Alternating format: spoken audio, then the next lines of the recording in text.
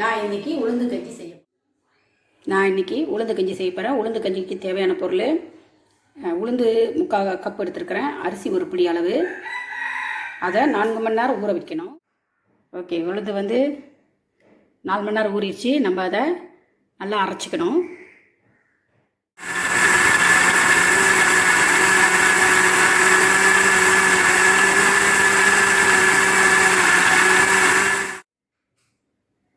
நான் நல்லா மையம் அரைச்சிட்டேன். அதுக்கு இன்னும் தேவையான பொருள் தேங்காய் பால், பண்டான் இலை, சீனி, உப்பு எல்லாம் கலக்கணும்.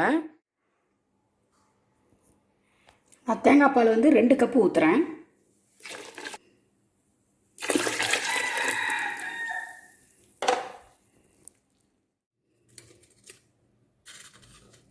நம்மளுக்கு தேவையான அளவு உப்பு, பண்டான் இலை ஒரு 3 போட்டுக்குங்க. அப்படி இன்னும் வாசனையாக வேணும்னா கூட போட்டுக்கலாம். நம்ம சீனி தேவையான அளவு,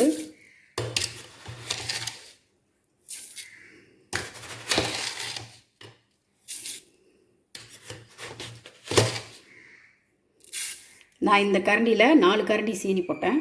அப்படி உங்களுக்கு கூட இனிப்பு வேணும்னா நீங்கள் சீனியை ஆட் பண்ணி நம்ம இதெல்லாம் போட்டு ஒன்றா கலந்து வச்சு ஒரு அரை மணி நேரம் சென்று கஞ்சி காசலாம்.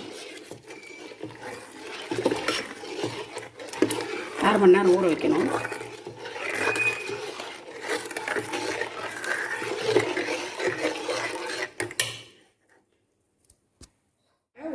உளுந்து கஞ்சி நான் எல்லாம் கலந்து வச்சுட்டேன். தேங்காய் பால், உளுந்து, சீனி, டவுன் பண்டான் இலை, அப்புறம் உப்பு லேசாக போட்டு நம்ம 1/2 மணி நேரம் ஊற வச்சுட்டு போய் தான் செய்ய போகிறோம்.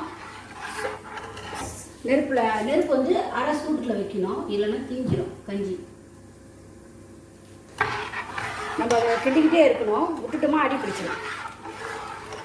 உளுந்து கஞ்சி குடிக்கிறதுனால இந்த இடுப்பு வலி, நெஞ்சு வலி உள்ளவங்களுக்கெல்லாம் நல்லது.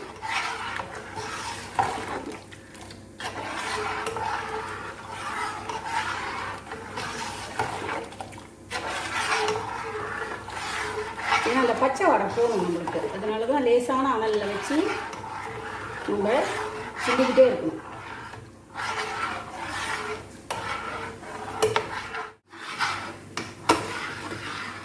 கஞ்சி பாருங்க நல்லா திக்காக வந்துருச்சு.